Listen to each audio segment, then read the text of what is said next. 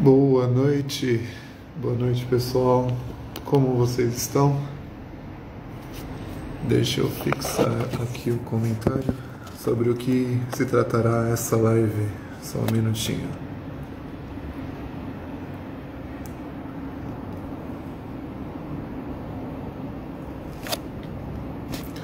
Boa noite, o pessoal aí entrando.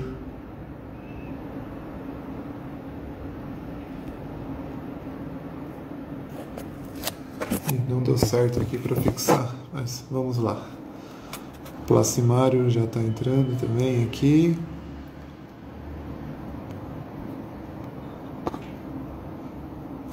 Bom, pessoal, tudo bom com vocês? Boa noite, obrigado por estarem aqui nos assistindo. A live ficará salva também para que possam assistir depois.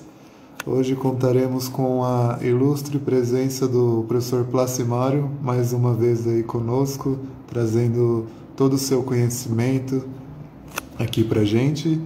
E hoje vamos falar sobre o autor, o padre Guardini, e toda a influência que ele teve na igreja no século XX e também aí sobre sua importante obra. Como vai, Placimário? Boa Boa noite. noite, tudo bem? Boa noite. Boa Eu noite a estou todos. ótimo, meu senhor, tudo bom? Tudo ótimo, tudo ótimo. Maravilha, maravilha. Esperar um pouquinho o pessoal entrar aí. Ah, claro, com certeza. Estava tentando fixar aqui o comentário, mas não deu muito certo. Não Mas conseguiu? acho que não tem tanta importância. Não. Mas é isso aí. Hoje vamos falar então, na verdade aqui vamos ouvir uma aula, assistir uma aula do professor Placimário sobre o Romano Guardini, esse grande teólogo aí do século XX, século passado, e também um pouquinho aí sobre essa magnânima obra, O Senhor, que ele Uhum. escreveu também no século passado, e a gente está lançando agora. Estamos ainda em pré-venda, mas o livro já chegou aqui na nossa editora. Nós já começamos a enviar para o pessoal. O Lacimário aí já recebeu o livro dele também. Já recebi aqui, ó, tô com o meu aqui e já tô mexendo nele, já tô, E- né, a primeira vez que eu vou lê-lo em português, né? Porque a última edição que a gente tinha brasileira é do ano 64, né? Século Então, e difícil de se XX. achar. É, 64, então ele estava vivo ainda, né? Que acho que ele faleceu em 68. exatamente, exatamente. 68. Da 68. editora, uma edição da editora Agi. Então, eu tinha lido ele mesmo nessa edição francesa, né, da Salvatore, e conhecia também conheci também a edição italiana e inglesa, e a espanhola, que é famosa demais, Sim. mas faltava, de fato, essa obra, essa grande obra na nossa língua, né, e acessível a todos, né, porque realmente só quando uma pessoa ler que ela vai entender. Ela vai. É difícil explicar o sabor, né, de um alimento, de um alimento refinado e delicioso, né? É difícil explicar. A pessoa tem que experimentar, tem que provar para ela entender. Então, nós estamos falando disso. Nós estamos falando de uma obra de altíssimo nível e que ela tem um poder Uma único. riqueza, né? Quem começa a obra, a ler, e quando termina, não está da mesma forma. Não tem como estar da mesma forma. E é Então, difícil parar, realmente, né? Eu comecei a lê-la e é fantástico. Você fantástico. fica penetrado na escrita do Romano Guardini. É incrível, você vai lendo e você não quer terminar o capítulo, né? Porque é Sim, uma sim, longa meditação, né? sim, E sim, aquilo vai causando alguma coisa aqui dentro, né? Vai fazendo você refletir um pouco. E ele sempre traz muito as citações dos evangelhos, né? Então, sim, é uma forma, assim, de você adentrar na cena do evangelho, né? Eu achei incrível. Estou olhando aqui exatamente. pro lado, que eu Incrível. estou com o livro aqui também. E Ah, de exato, tá vendo? E, E, além disso, uma edição belíssima, em capa dura, com um papel é, é, de alto estilo, né? A diagramação belíssima. Ó, uma coisa que eu achei bonito, que eu gosto de, quando se trata de livros, principalmente, eu admiro os detalhes, né? Como nós vamos ver a seguir, a obra se divide em algumas partes, e depois, então, na abertura de cada parte, né? Então, tem uma página, vamos dizer assim, de abertura solene, né? Então, como essa, Sim, assim, por exemplo, a quarta parte, né? Então, tem uma abertura do.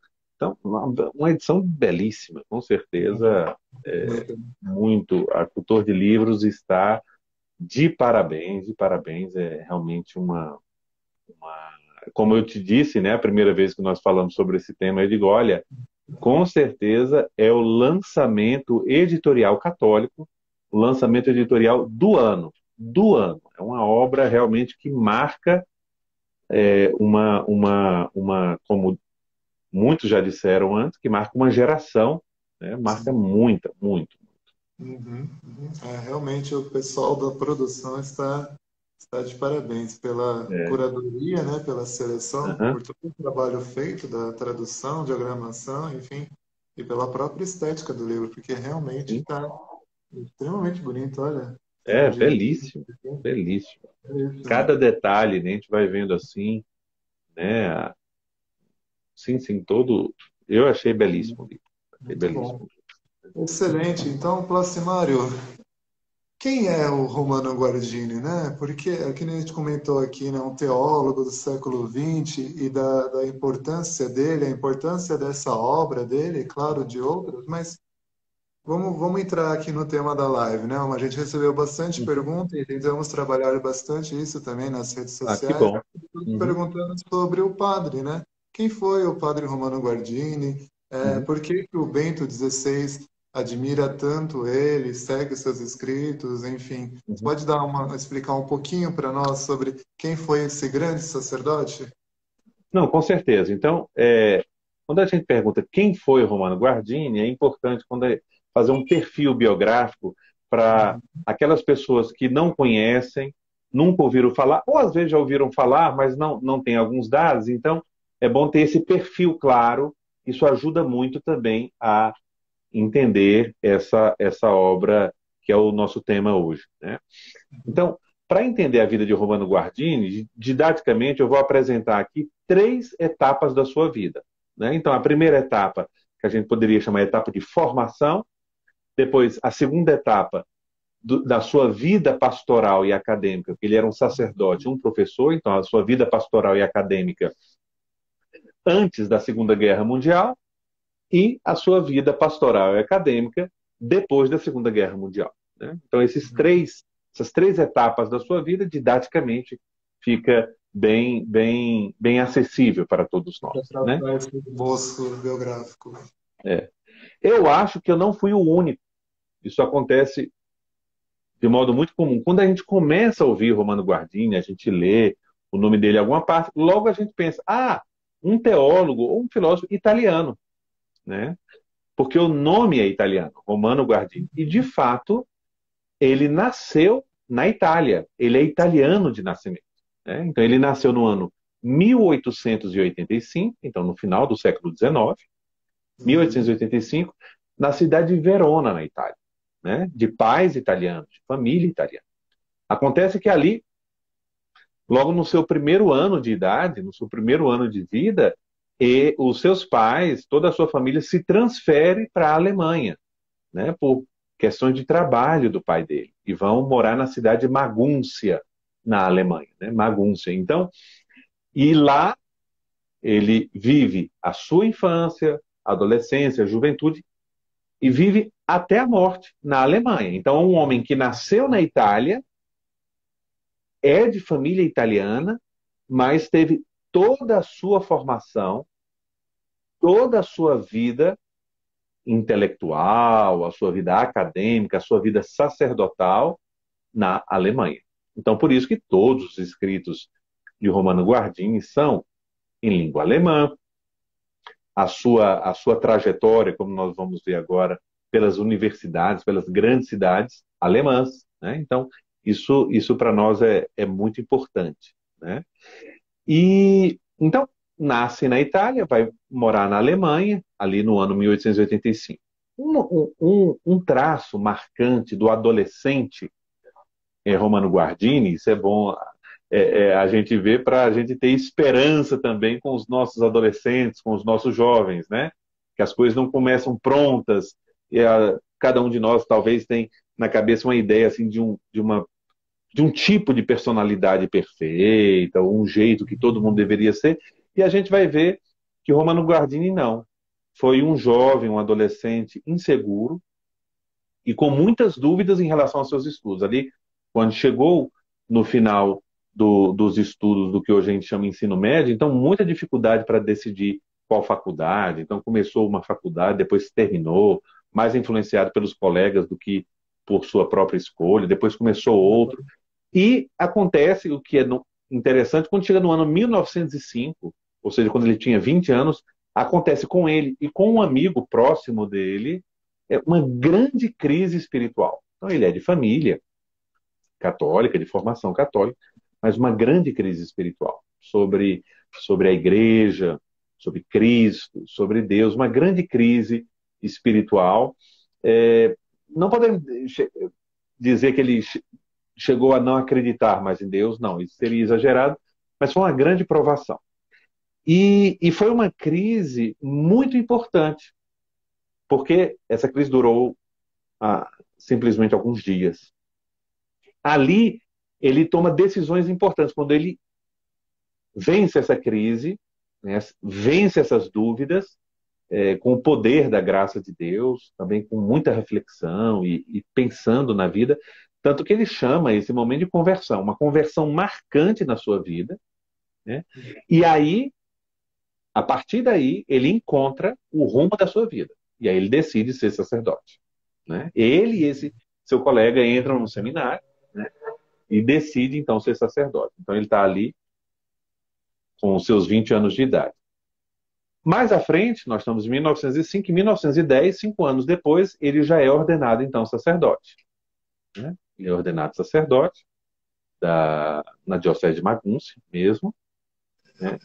E também, depois da ordenação sacerdotal, ele empreende alguns estudos, então ele vai fazer seu mestrado, seu doutorado em teologia, tem várias coisas. Mas uma coisa que marca aqui já o início da vida sacerdotal do Romano Guardini, nós vamos ver isso durante toda a sua vida. Toda a sua vida. Durante toda a sua vida, ele foi capelão da juventude.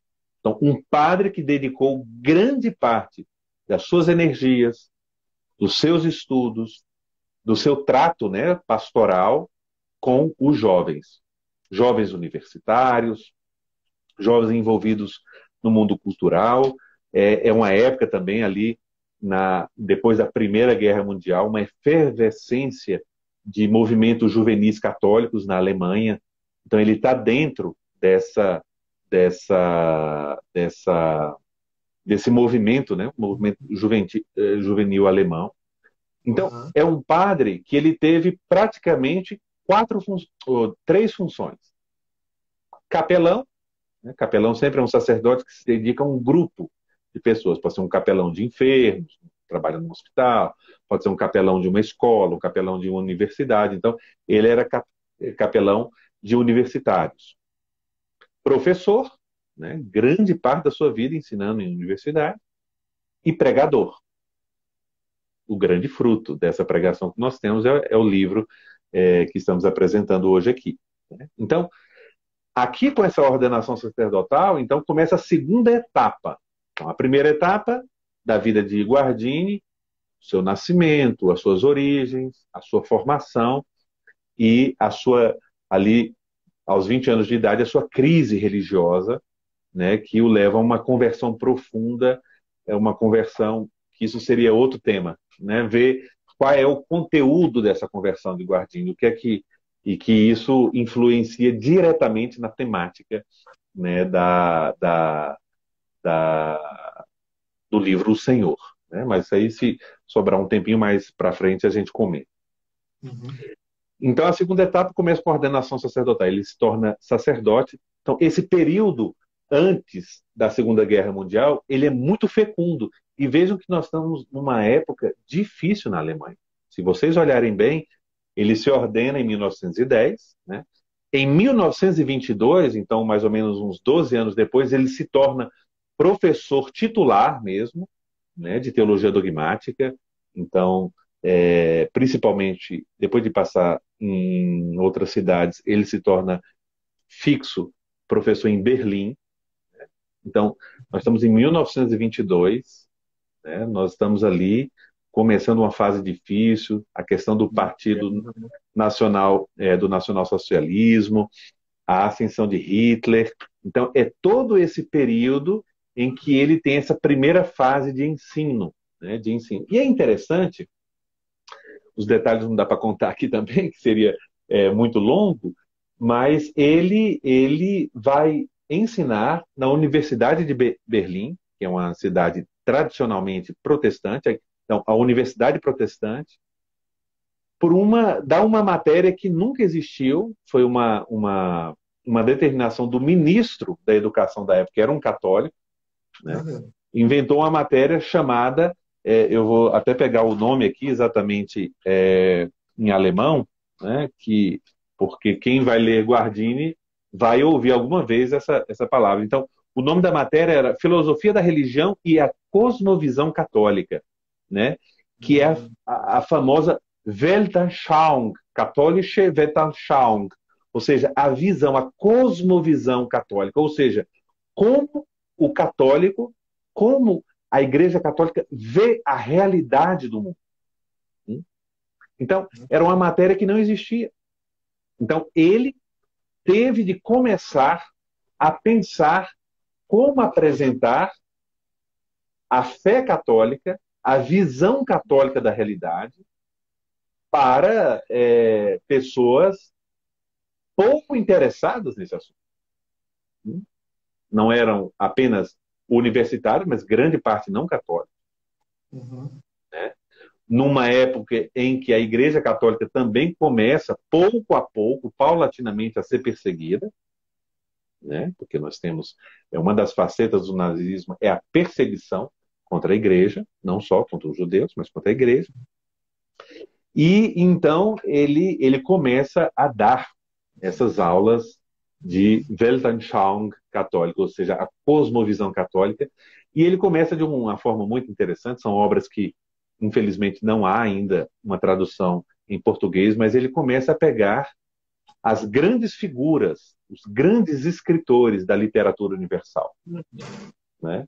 Então ele tem Dante Alighieri, o grande Dante, né? Dostoiévski, né? O poeta alemão Hölderlin. Né? Então, ele vai pegando essas figuras, pega o filósofo Sócrates.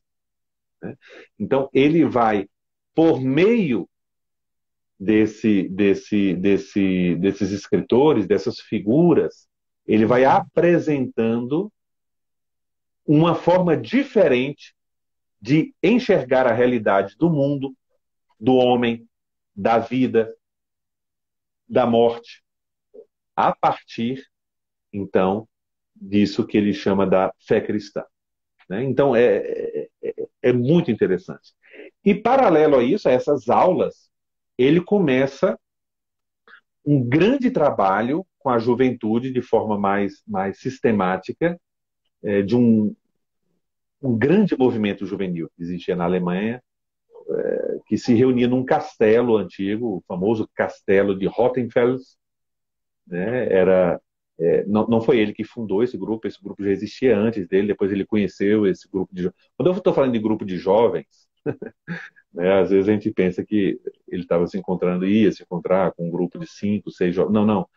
São mais de 3 mil jovens, certo? Então, era o famoso movimento Kickboard, né? Na região de Kickboard. Então, esses jovens foram, então, sendo formados por Romano Guardini, né? Formação espiritual, formação ética, né? Então tem várias obras de Guardini, tanto que Guardini ele tem uma obra assim de cunho pedagógico muito grande, né? Então, as famosas cartas de formação sobre si mesmo, né? De autoformação, né? As cartas do Lago de Como, né? E tantas outras obras, né? Então, nós temos o Guardini professor aqui em Berlim, começa a dar aula, tem 37 anos de idade, no ano de 1922, essa matéria da qual ele é pioneiro, e dá aulas, então, até 1939. Vocês podem imaginar o que é que acontece em 1939? Começa toda o rolo compressor nazista, em que, claro, que a sua matéria, né, a sua cátedra universitária é abolida, ele é afastado do ensino, e aí, durante a Segunda Guerra Mundial, existe um grande silêncio de Guardini. Ele é proibido de ensinar, ele é proibido também. Esse grupo de jovens se dissolve, né, no sentido assim, que não pode mais se reunir publicamente. E aí, como dizia São José Maria Escrivá em um dos seus escritos, é o momento de crescer para dentro, né? Então, é onde Guardini, por exemplo, escreve a sua autobiografia, né? O famoso livro Anotações para uma autobiografia, né? Então, ele escreve, ele faz reflexões, né? Então, depois da guerra, aí começa a terceira e última etapa da vida de Guardini. Então, 1945, com o final da Segunda Guerra Mundial, ele é convidado para dar a mesma matéria na cidade de Tübingen, né? E fica lá por 3 anos, então de 45 até 48. Em 48, ele é convidado para ser professor na grande universidade de Munique, né? E aí é que ele vai morar em Munique, e ele fica de 1948 até o final da sua vida. Então, 20 anos em Munique. Ele vai dar aulas, continua a mesma linha, mas aprofundando principalmente o tema da ética e da existência do cristão, né? Então, ele dá aulas de 1948 até 62. 62 ele se aposenta. Já 62 ele tem já alguns problemas de saúde. É uma época que ele recebe muitos prêmios. Ele mesmo, que é um grande teólogo, que influenciou fortemente as ideias no Vaticano II, né, no Concílio Vaticano II, ele mesmo, pessoalmente, não pode participar, ainda que tenha sido convidado e convocado, né, mas não pode por motivo de saúde, e então falece, né, no dia 1º de outubro de 1968. Então, esse é um pouco esses 3 painéis biográficos da vida de Guardini. A sua formação, origem e formação, a sua vida sacerdotal e pastoral antes da guerra e depois da guerra. Eu acho que dá para ter um pouco uma visão global. Bruna, muito bom, muito bom. Nossa, muitíssimas coisas eu não sabia que você trouxe agora em relação à vida do padre Romano Guardini. Muito interessante. Você comentou agora no finalzinho, Placimar, em relação à importância e a relevância que ele teve para o Concílio Vaticano II, né? Sim. Então, principalmente, acho que a questão da liturgia, né? Inclusive, ele Sim. tem um livro chamado Espírito da Liturgia, que nós tivemos também aqui o prazer de publicar na editora. E, inclusive, o próprio Papa Bento XVI tem um livro chamado Introdução ao Espírito da Liturgia, Sim. fazendo uma referência ao livro do Guardini. Uhum. Então, qual que foi essa relevância dele? O que ele contribuiu, assim? Claro, teve toda a sua história, a questão da guerra e tudo, o trabalho excessivo dele com os jovens, né? Inclusive, a partir desse trabalho com os jovens, como o senhor mencionou, que esse livro aqui foi escrito, né, a partir das meditações que ele dava para esses jovens.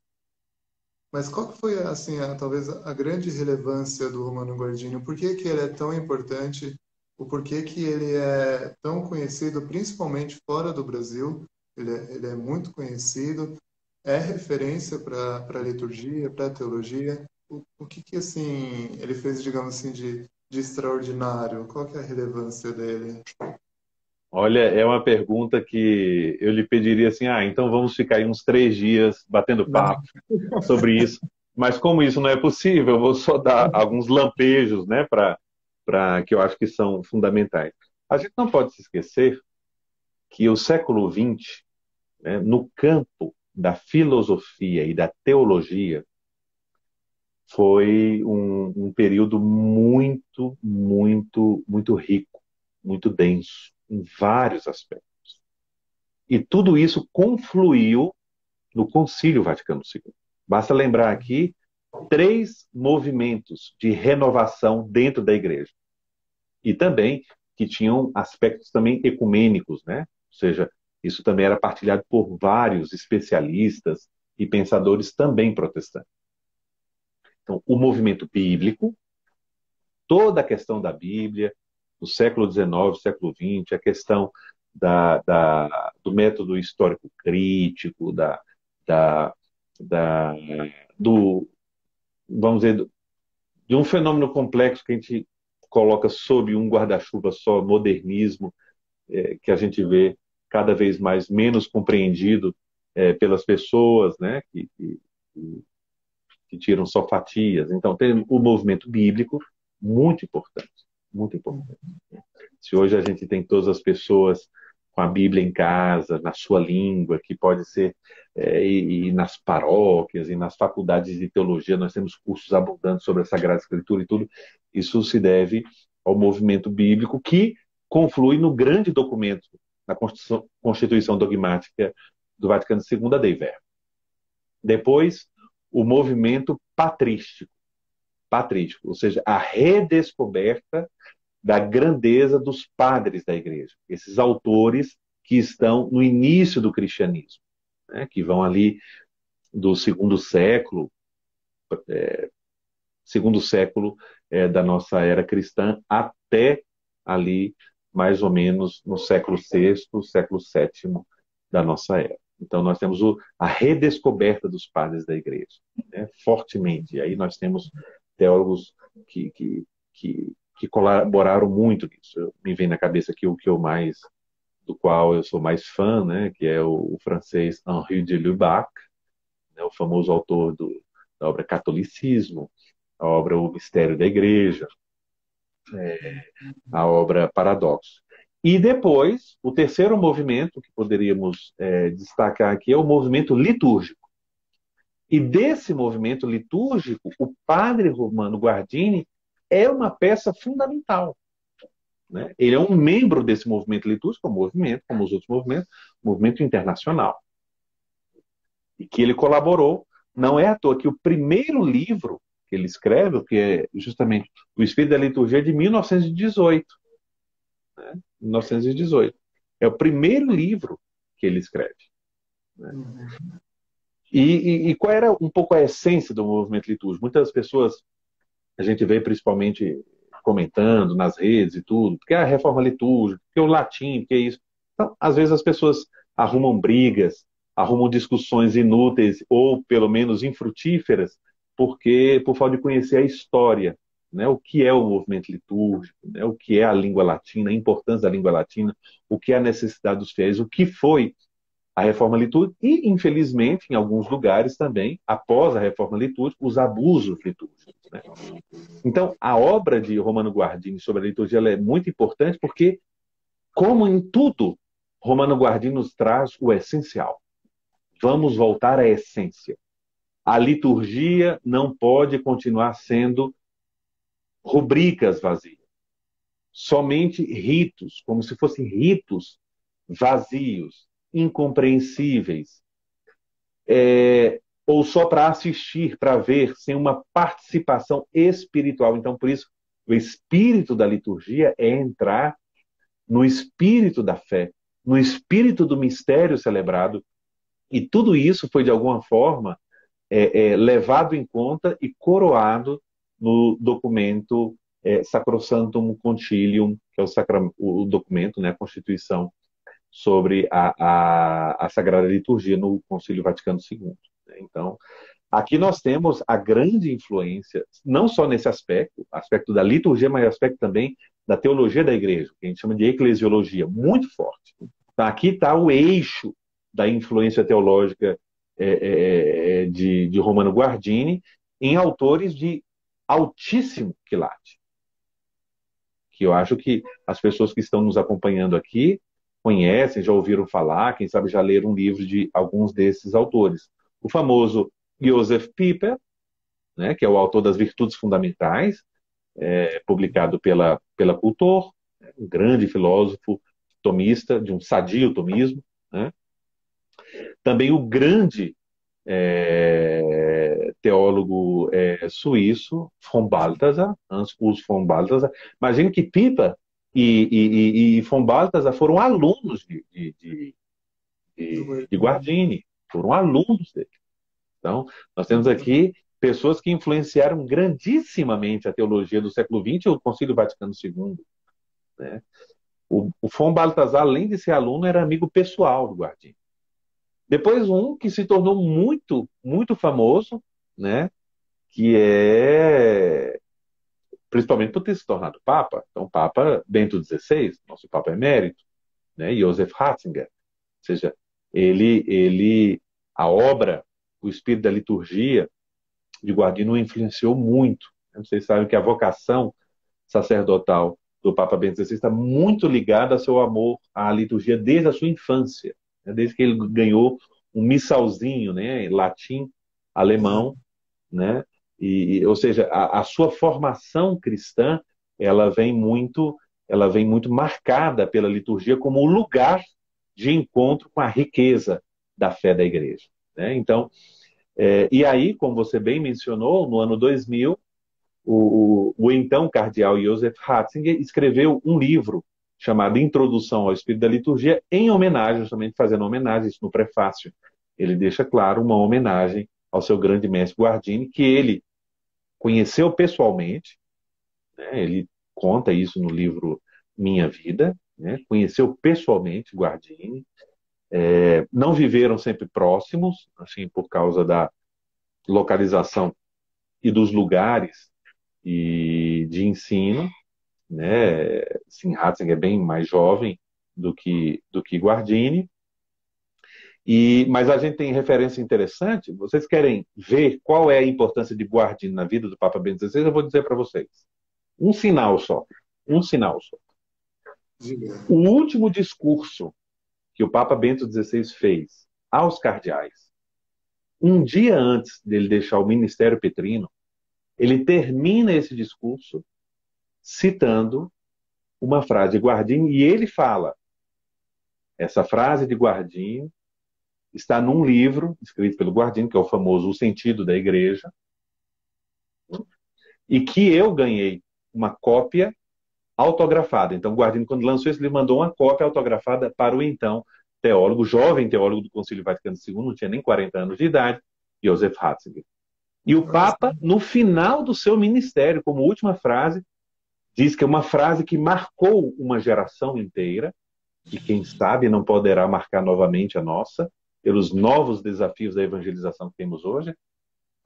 O livro O Sentido da Igreja começa com a seguinte frase: estamos vendo, presenciando algo importante. A igreja que desperta, que redesperta dentro das almas, dentro do coração das pessoas. E o Papa cita essa bela frase de Guardini ali, nas suas últimas palavras como então pontífice reinante. Então, é um dos teólogos mais influentes do Concílio Vaticano II, um dos teólogos mais influentes do século XX, principalmente, como disse, no campo da liturgia e da eclesiologia.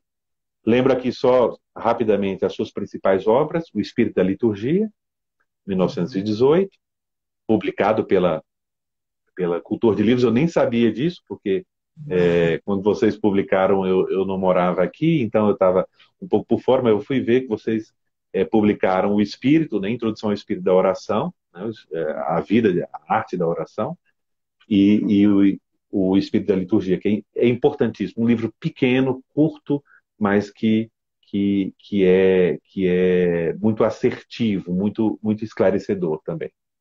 Depois, O Sentido da Igreja, em 1922, ele escreveu.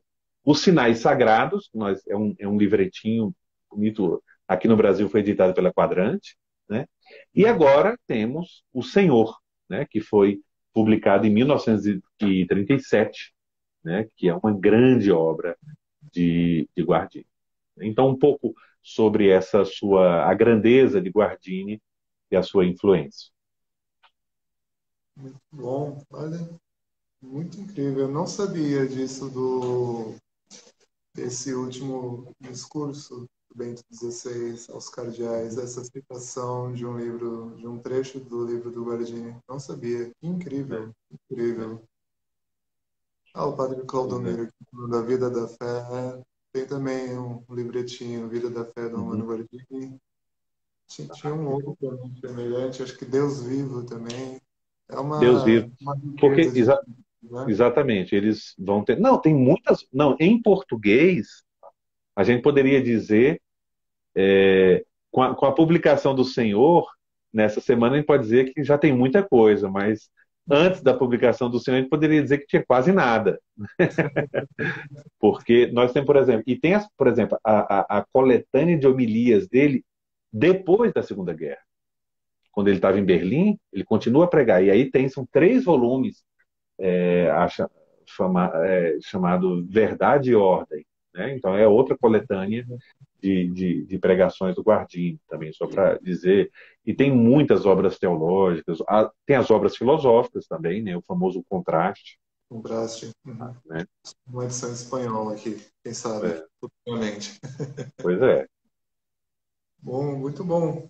Então, dessas obras, é, de fato, o livro O Senhor, esse título O Senhor, é uma das maiores, seja em relação ao conteúdo propriamente dito, né, ao tamanho do livro, não é um livro pequeno, né?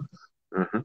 Também da sua grande relevância, do seu conteúdo em si.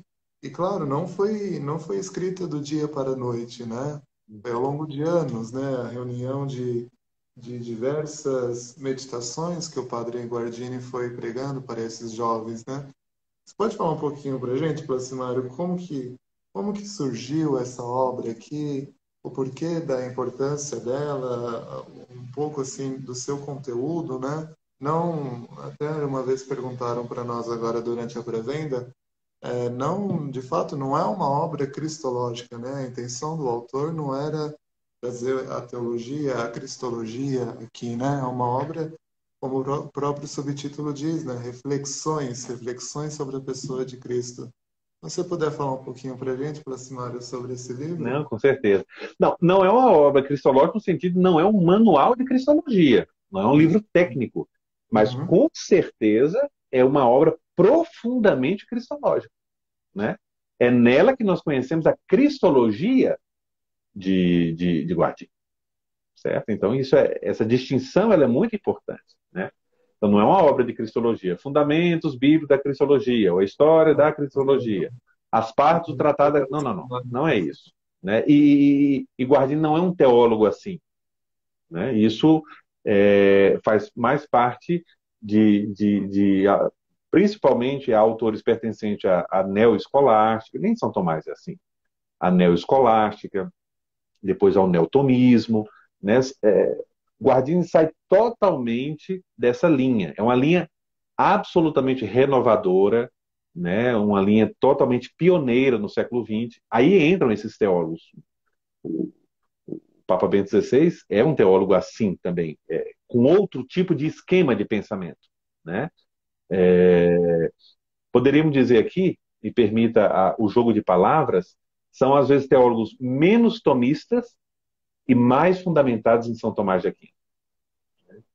Nem sempre o tomista ele espelha ou transmite tudo que é a riqueza da obra tomasiana, que a gente chama a obra de São Tomás de Aquino. Mas esse é um outro assunto. Então, eu queria, como eu tenho toda semana uma live aqui no meu perfil sobre a Bíblia, eu chamo os bastidores da Bíblia, então eu vou contar para vocês um pouco dos bastidores de como foi feito o livro O Senhor. Não quer dizer, eu não estava lá na época, eu não sou tão jovem assim, mas baseado na biógrafa mais importante de Guardini, uma discípula sua, uma filósofa alemã, que eu pessoalmente mantenho contato com ela, a senhora Hanna Barbara Falkowitz, né? E ela tem essa belíssima é, biografia de Guardini, Guardini, A Vida e a Obra. E lá ela conta um pouco desses bastidores da composição, como foi que nasceu o livro O Senhor. Então, a primeira coisa já está no próprio prólogo do autor. Se a gente pega o livro aqui, editado publicado pela Cultor de Livros, então na página 11, onde tem um prólogo escrito pelo próprio Guardini, ele fala o seguinte: estas meditações, né, não têm a pretensão de esgotar o tema, não pretendem expor a vida de Jesus em sua integridade, mas se limitam a destacar determinadas palavras e acontecimentos. Não visam apresentar essa figura em toda a sua coerência, mas esboçar uma característica após a outra, na medida em que ganham vida. Não são investigações científicas, não são história nem teologia, mas simples meditações espirituais. Isso aqui pertence muito à modéstia e à humildade de Guardini, né? Homilias proferidas na missa dominical ao longo de 4 anos. Então, ele mesmo, no prefácio, já fala que é uma coletânea de homilias, né, proferidas, pregadas durante 4 anos. Mas não é só isso. Então, o que acontece? A origem do livro O Senhor está no ano de 1932. Você lembra? Ele mora em Berlim, ele é professor em Berlim. Nós estamos aqui antes da Segunda Guerra Mundial, 1932. Então, na Capela de São Bento, próximo da universidade onde ele ensinava, então ele celebra a missa dominical. Essa missa dominical participam muitos jovens, muitos estudantes universitários, mas também pais e mães de família, pessoas de vida intelectual, mas também profissionais liberais. Outras vezes ele foi pregar em outras localidades onde havia também camponeses, pessoas mais simples, pessoas que não faziam parte, vamos dizer assim, da vida universitária, né? Então, é uma série de pregações dominicais, como ele fala, homilias de domingo. Mas como é que foi preparado isso? Porque o que a gente pode pensar? Que ele escrevia essas suas meditações e lia na igreja, na hora da homilia, lia na missa e depois juntou esses papéis e publicou. Isso não é o estilo Guardini, certo? Quando se fala de Guardini, se fala de originalidade e de vida. É uma pessoa que gosta de viver, de mostrar que a fé é viva, que a fé é a ação de um Deus que é vivo, né? Ela não é uma coleção de normas, uma coleção de mandamentos externos, uma coleção não sei, de coisa velha, sem sentido. Não. Né? A conversão que Guardini teve marca muito ele.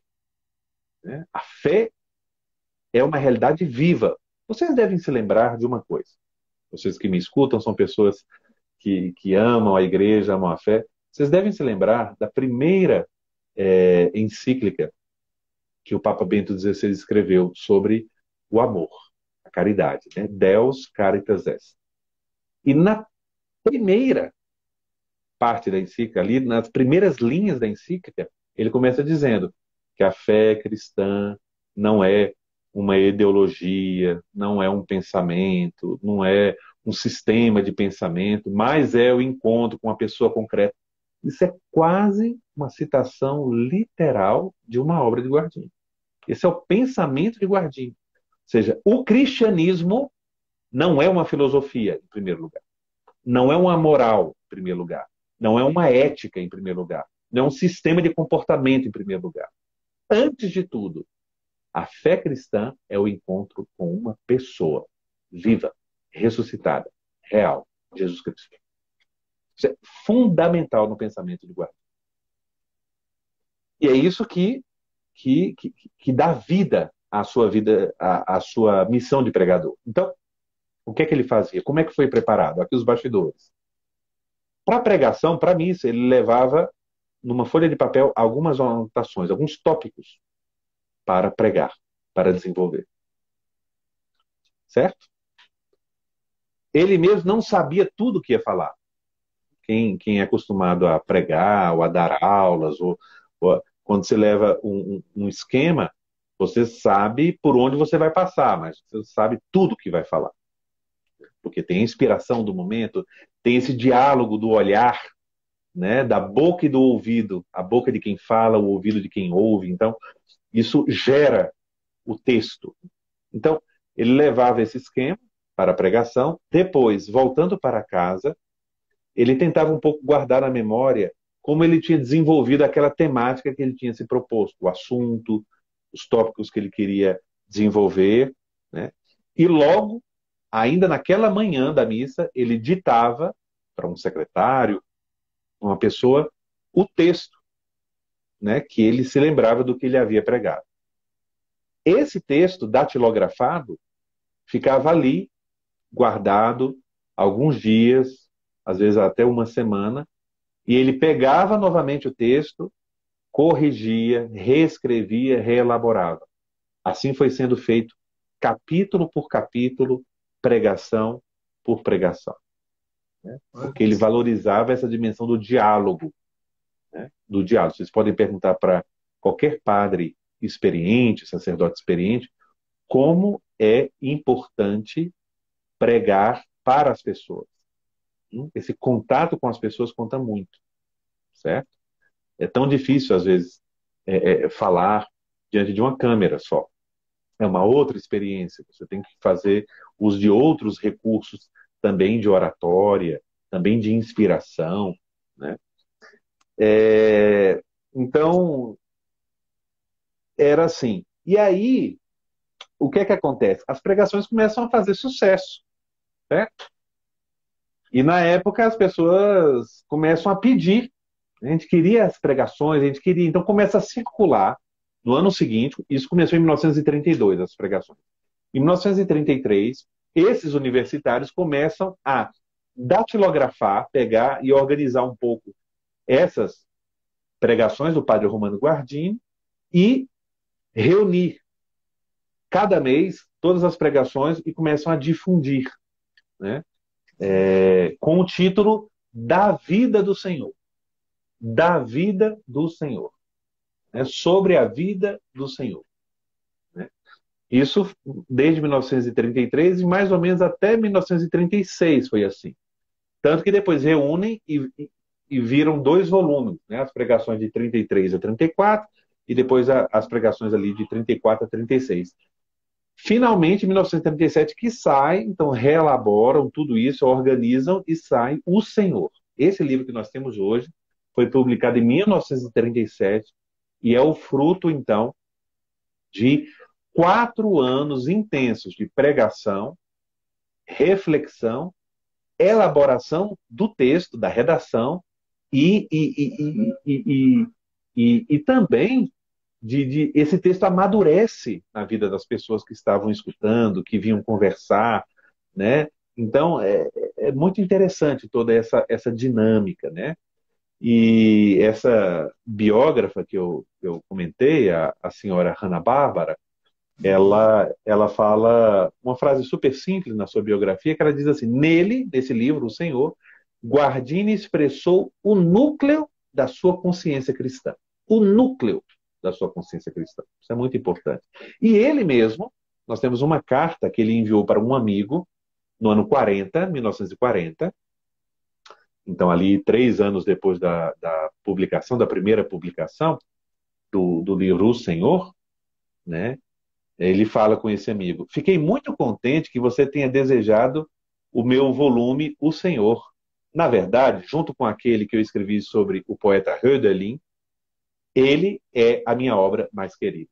Então, o próprio Guardini fala que o livro O Senhor é a sua obra mais querida. Né? Então, é um pouco o background, né? Um pouco os bastidores, um pouco da elaboração dessa belíssima obra. Muito bom. Nossa, incrível, incrível. Pode-se até então dizer, pelo menos indiretamente, que foi por conta desses jovens, desses que acompanhavam os Sim, dominicais dele, que esse livro, pelo menos num primeiro momento, acabou sendo publicado, né? sim. sim, E com é certeza. fantástico que eles Claro, tiveram. porque provavelmente a gente não tem nenhuma informação sobre isso, mas não fica claro, né? Ele começou a fazer as pregações, ele não tinha a intenção de fazer um livro, porque quem faz um livro não faz assim, né? Sim, Então, exato. o livro ele vem como um projeto posterior do sucesso das pregações, da necessidade que as pessoas têm, né, de voltar a escutar, porque um livro é isso, a gente volta a escutar o que Guardini falava na Capela de São Bento, em Berlim. Né? Muito bom. Muito bom. Próximo área, a gente precisa fazer uma live só do conteúdo desse livro, porque Com de certeza. fato é enriquecedor. É um É. conteúdo assim muito bom, né? Entrar nisso, né? Entrar nessas meditações, em tudo isso que o padre Romano Guardini escreveu, primeiro pregou e depois escreveu, né? Uhum, com E claro, certeza.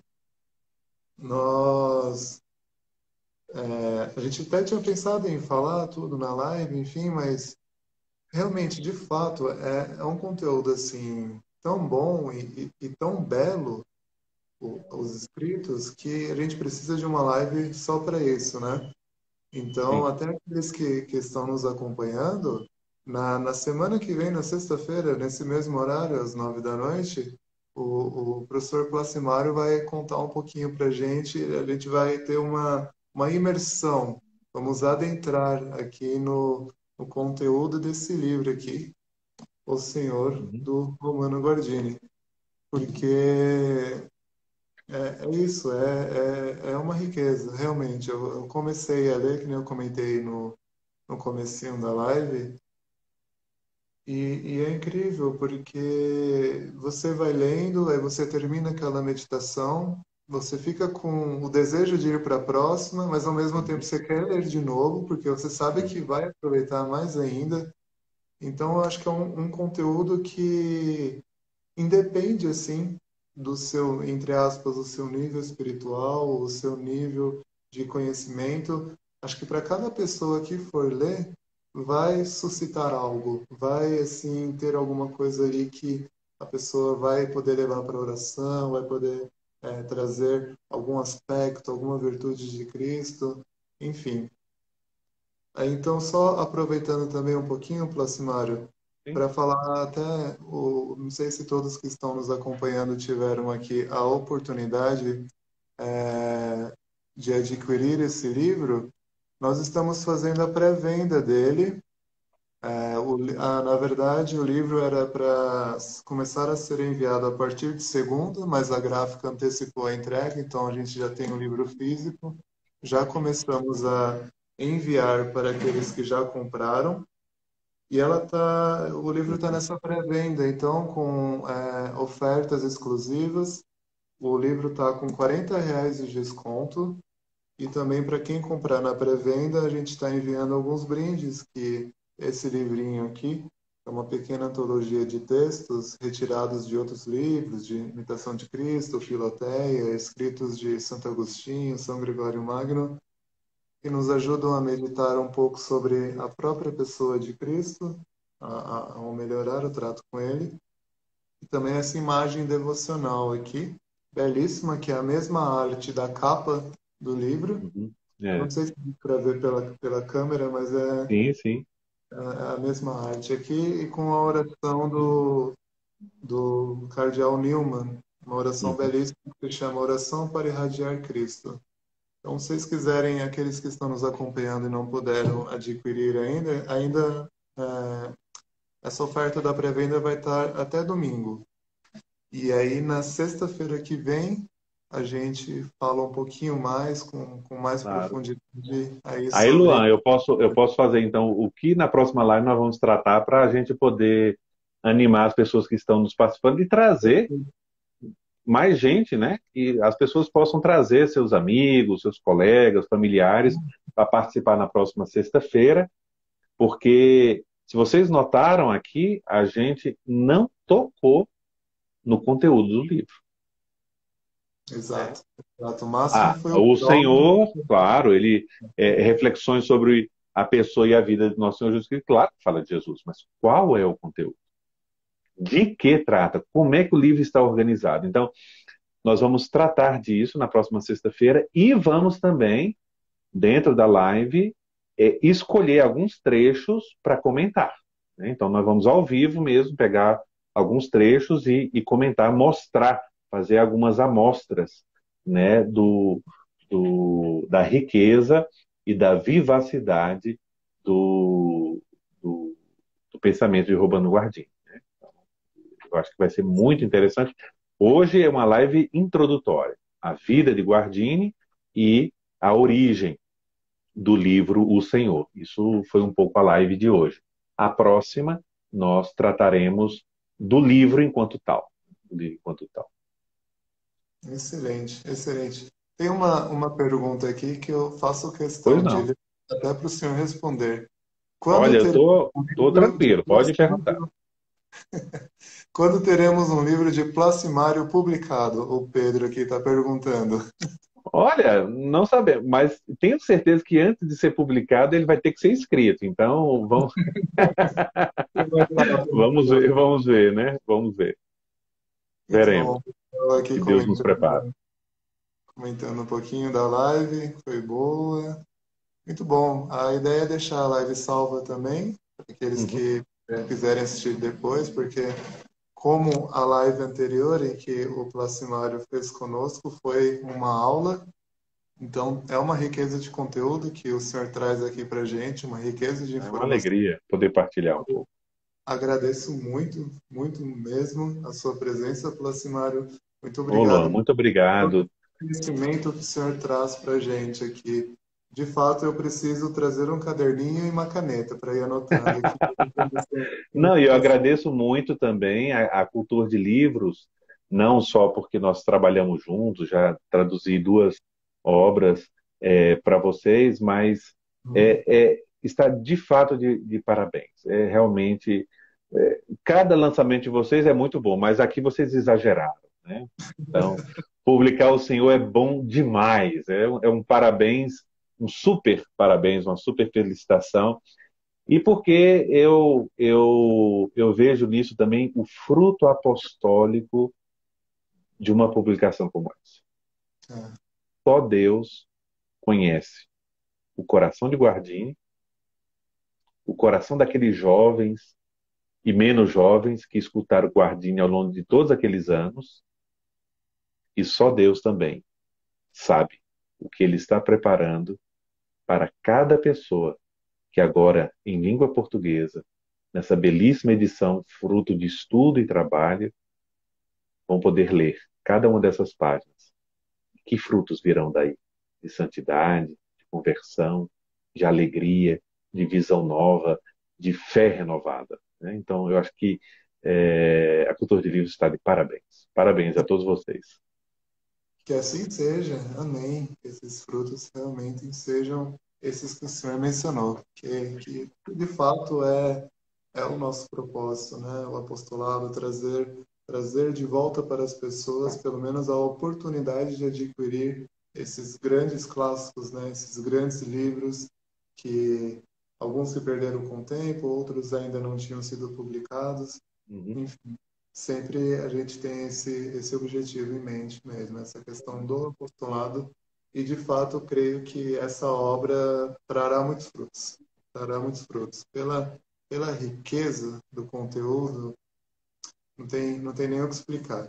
Tá? Aí, na próxima live, o senhor vai poder explicar um pouquinho para a gente, né, na verdade, sobre esse conteúdo aí. É, Maravilha.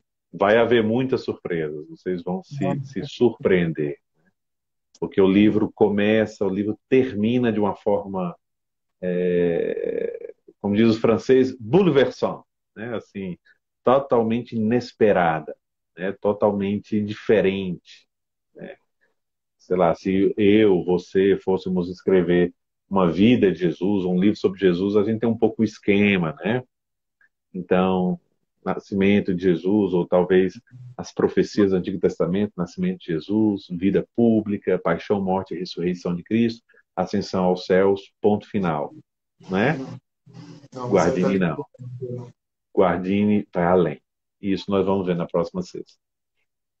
Maravilha. Novamente, Placimário, então, muito obrigado. Aqui os comentários, não sei se o senhor está lendo, mas também o pessoal Alguns eu estou agradece, vendo, sim. elogiando a Oh, live. muito obrigado, muito obrigado. É uma grande alegria, já que fazemos parte da mesma família, né? A família da Igreja Católica.